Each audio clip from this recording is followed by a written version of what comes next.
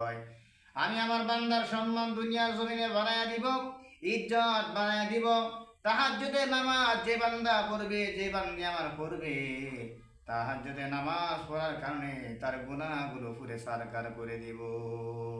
এই জন্য এই নামাজটা অনেক দামি নামাজ। তাহাজ্জুদের নামাজ পড়বেন। এই জগতে কেউ আল্লাহর ওলি হতে পারে নাই, কুতুব হতে পারে নাই, আল্লাহর প্রিয় বান্দা হতে পারে নাই তাহাজ্জুদের নামাজ ছাড়া। যারা আল্লাহর খাস বান্দা হয়েছেন, ওলি হয়েছেন, তাহাজ্জুদের নামাজের মাধ্যমে হয়েছেন। والذين يقولون ربنا اصرف عنا عذاب جهنم।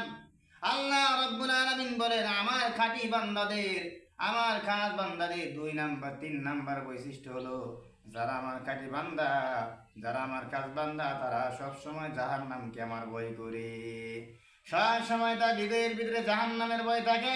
ও আল্লাহ, কত গুনাহ জীবনে করলাম, হে আল্লাহ, যদি গুনাহগার হয়ে যায় তোমার জাহান্নামের আগুনে কেমনে থাকবো?